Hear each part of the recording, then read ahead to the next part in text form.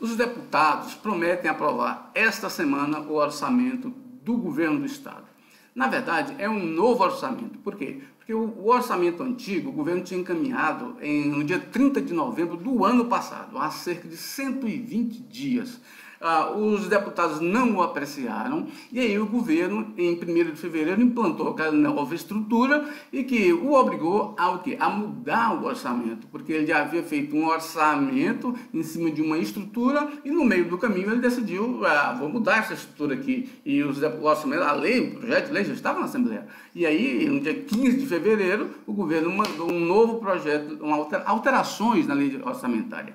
É normal, o governo pode alterar a lei orçamentária, isso não tinha sido aprovada ainda, não é verdade? Agora, o problema é o descompasso, ou seja, a falta de planejamento que está muito clara nisso aí.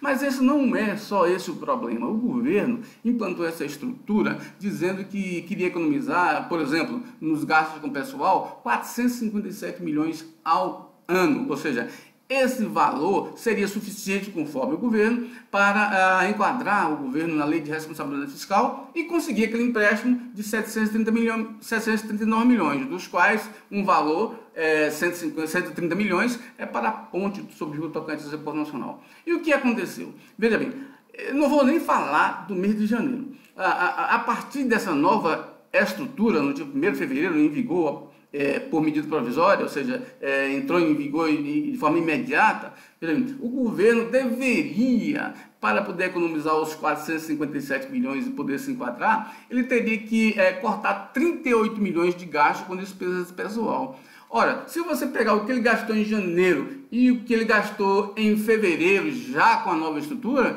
ele aumentou as despesas de pessoal de fevereiro em relação a janeiro em cerca de 200 milhões, ou seja, despesas liquidadas, ou seja, ao invés de reduzir, ele fez aumentar as despesas de pessoal. Evidentemente que o governo está demitindo contratos temporários, mas não está sendo suficiente, não vai ser suficiente. Por quê? Primeiro, porque o valor que o governo gasta com contrato temporários, ele não consegue, não alcança esse limite que ele precisa para poder enquadrar. E segundo, porque ele demite com uma mão e contrata com a outra a pedido dos parlamentares, como todo mundo sabe o que está acontecendo aí na Secretaria de Estado. E o que tem a ver com isso a ponte de Porto Nacional?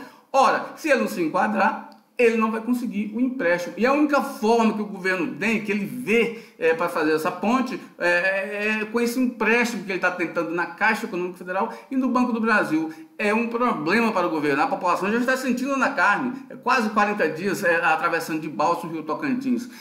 Os empresários de Porto Nacional, especialmente o pessoal do agronegócio. Porto Nacional é um dos maiores produtores de grãos de soja do estado de Tocantins, é um corredor da soja do oeste baiano, lá da Bahia, de Luiz Eduardo.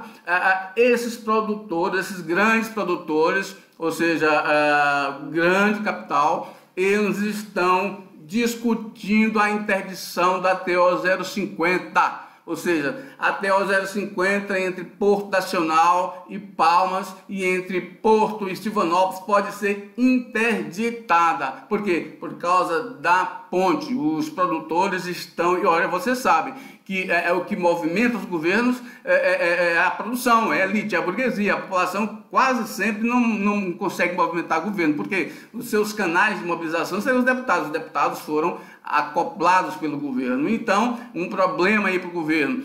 Os produtores de soja da região de Porto Nacional, Silvanópolis, Santa Rosa, estão trabalhando uma possível manifestação junto com o comércio das cidades. Ou seja, muita gente foi para Porto Nacional de olho no boom da soja e que depende evidentemente do transporte, da logística, e a ponte inviabiliza esse comércio.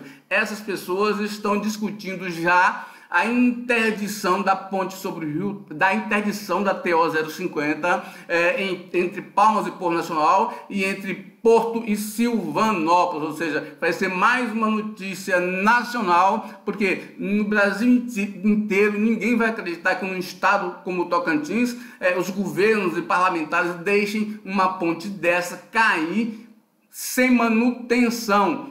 e deixa a população, a soja do Oeste Baiano, por exemplo, completamente desgarrada da Ferrovia Norte-Sul, tendo que percorrer mais 60 quilômetros para chegar em Palmas, atravessar a cidade com os problemas e limites legais que existem para atravessar a cidade e adentrar ao pátio da VLI ali em Luzimangue. Sem falar no congestionamento que isso causa na ponte FHC, a ponte que liga Palmas a Luzimangue. Hoje, a única via de transporte que passa no Rio Tocantins, no Lago, ou seja, as pessoas que vêm de Goiânia, vêm de Gurupi, vêm do Maranhão, que passaram por Brejinho, por Fátima, tem que hoje utilizar-se da ponte em Palmas, ou seja, daqui uns dias nós vamos aqui em Palmas, daqui uns dias nós vamos ser submetidos a filas aguardando mão e contramão, ou seja, vai ter que ter um controle nessa ponte, porque o número de veículos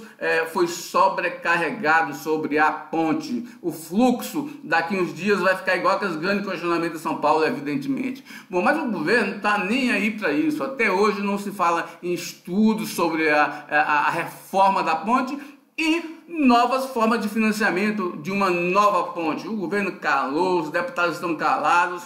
Vamos ver o que ocorre se esses produtores decidirem não pagar ICMS e decidirem bloquear a rodovia. Vai ser um escândalo nacional, mas pouco importa para essa turma que está no poder.